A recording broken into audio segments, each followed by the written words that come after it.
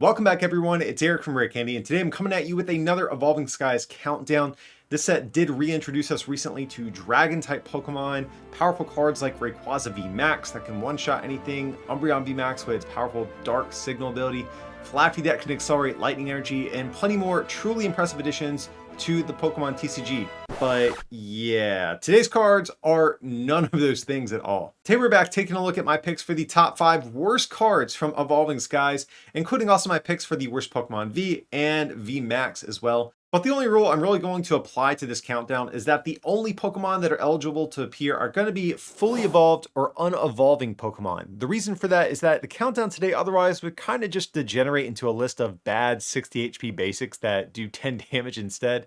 And the same rule will also be applied to my pick for the Worst Pokemon V, since basic Pokemon V that evolve tend to be a bit worse, generally speaking, than unevolving Pokemon V. And before we dive into the actual countdown, be sure to like and subscribe. This video is a little bit different than what I normally put out. So if you guys want to see me roast more bad cards like this in the future, that's a great way at letting me know you do enjoy this style of content.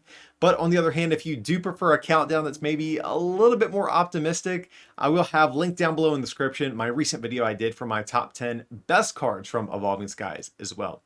But I'm not gonna lie, there are a lot of bad cards in this set. So at the end of this video, let me know what you think about my picks that we have today. But with all that out the way, let's hop in and see what sort of trash Evolving Skies gave us. So before we get into the official top 5 cards of the countdown, we are going to check out the worst Pokemon V and Pokemon VMAX from the set. And coming in as my pick for the worst Pokemon V is going to be Dragonite V, which is unfortunate to see since Dragonite is such a beloved Pokemon.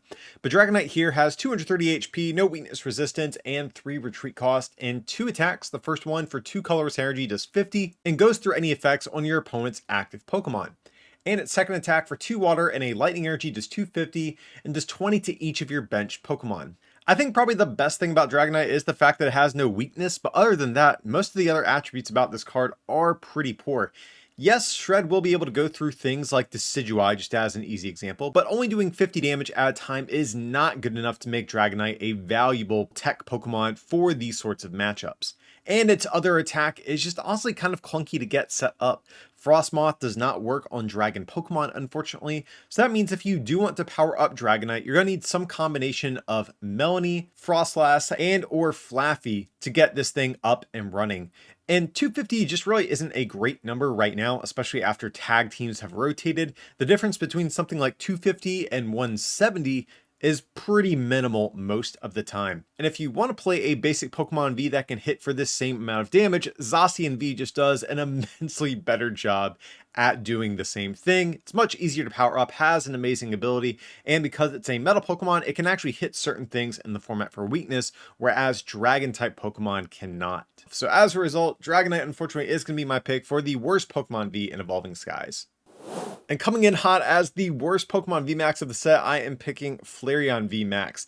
And I think this pick might be slightly controversial because Flareon is actually in a vacuum a bit stronger than some of the other VMAXs in the set.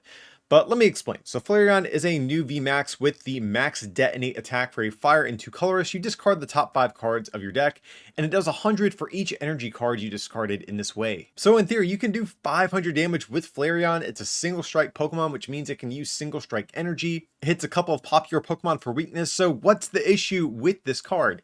And the reason I'm picking Flareon over some of the other Pokemon VMAX in the set, like Dracozolt or Lycanroc, just to name a few other lackluster VMAX in this set, I think Flareon is just going to be difficult to build a functioning deck around. You know, if I think of something like Dracozolt VMAX, I think you can actually build a functioning Dracozolt VMAX deck. I don't think it's going to be that competitive, but I think the core of the archetype would be able to function. Flareon, on the other hand, I'm not so convinced of. You need an insane amount of energy in your deck if you want to be able to reliably hit enough with this attack to take big one-hit knockouts. So if you're playing 20 to 30 energy, that definitely comes at the cost of other spaces in your list, more than likely digging into your consistency in some manner. And you do have to remember, every time you don't discard energy, you're discarding other potentially valuable cards that you would otherwise want to use. So if I'm thinking about playing one of these lackluster Pokemon VMAX that we're getting in the set, I'm probably going to pick one of the ones that sets up more reliably, but has maybe a more average damage cap, as opposed to something like Flareon, which in theory can one-shot a lot of stuff, but comes at the cost of the deck not functioning half the time you're going to play this card. I hope that makes some sense, but this definitely could be a controversial pick for the worst VMAX. So for Flareon in particular, I am a little bit curious what the community thinks about this pick. But nevertheless, this is going to be my pick for the worst Pokemon VMAX in the set. But getting into the actual 5 worst cards of Evolving Skies, coming at the number 5 spot, I have opted to pick Switching Cups. This is a new item card that says switch card from your hand with the top of your deck. And the reason this card has made the list is because we still have Oranguru from Sword and Shield. Oranguru has this same exact effect as an ability that you can use every single turn. And Oranguru is also searchable by cards like Quick Ball to easily find whenever you want this effect.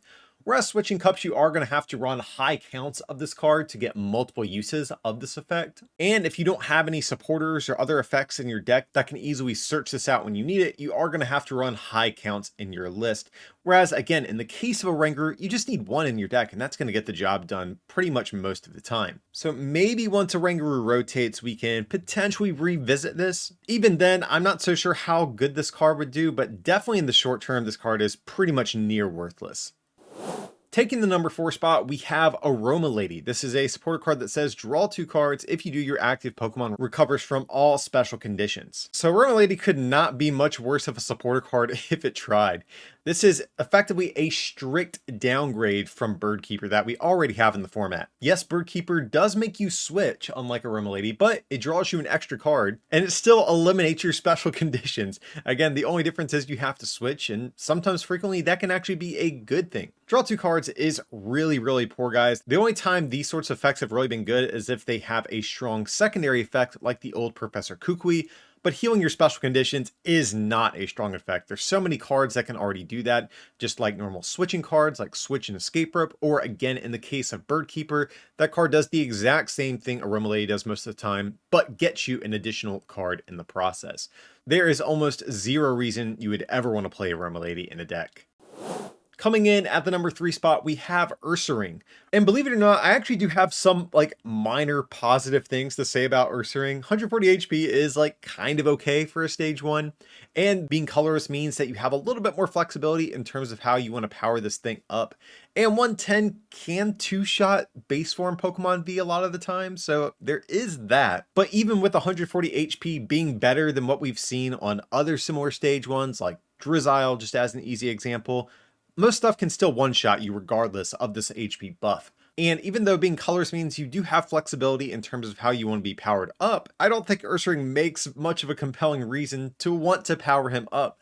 Like, yes, you can 2-shot Zacian, but almost anything can do that. And the fact that you're colorless means that you can't hit anything in the game for weakness either. And at that point, kind of left scratching my head, why would you ever want to play this card? And of course, you would not. Ursaring is god-awful.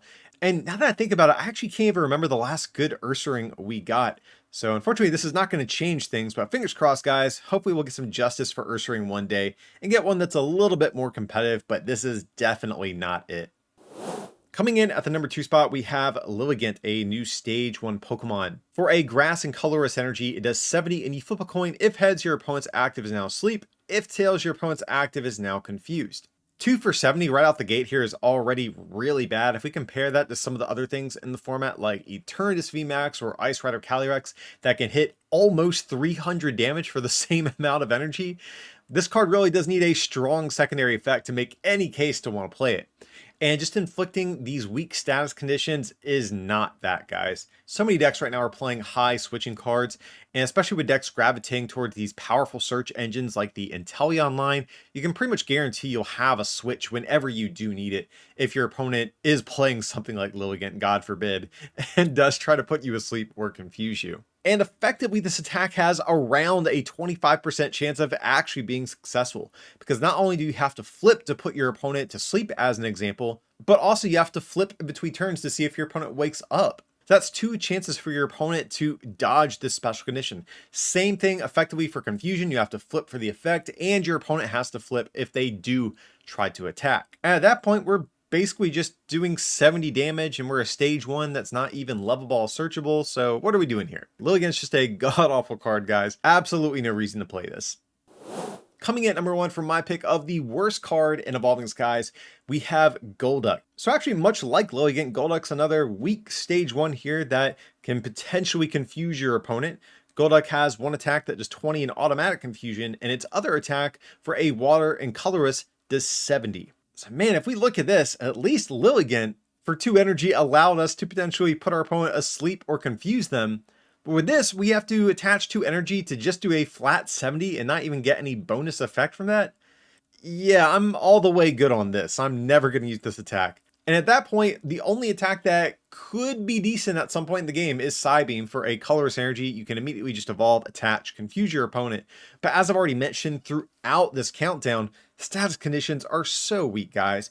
And 20 damage is nothing. You know, when Pokemon have 300 plus HP right now, doing 20 is a drop in the bucket. But hypothetically, if we did live in some crazy fantasy world where you're playing Golduck in a deck, you're really just using this for the confusion, but your opponent can retreat, they can play Switch, they can play Bird Keeper, Escape Rope, Tower of Waters, Air Balloon. They have all sorts of ways at getting out of the active spot with this thing.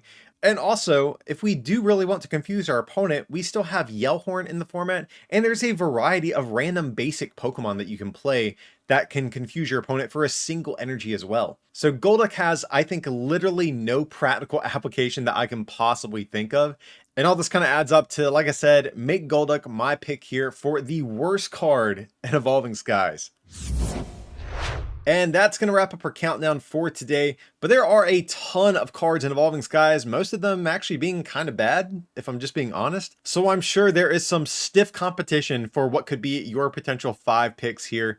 Let me know down below in the comment section, do you guys agree with this list? Do you disagree? Let me know your picks for the worst cards in this set. Definitely curious what the rest of the community is thinking about. But if you did enjoy me dunking on these bad cards today, be sure to give the video a like, subscribe, and turn on those notifications. That way you'll stay up to date with the rest of my Evolving Skies content. You can guarantee most of it will be highlighting cards a little bit better than what was on this list today. And if you want to take your support to the next level, you can also become a patron at patreon.com/rarecandytcg or pick up some merch over at rarecandytcg.com. It would mean a lot. But as always, thanks so much for watching, and I'll see you next time.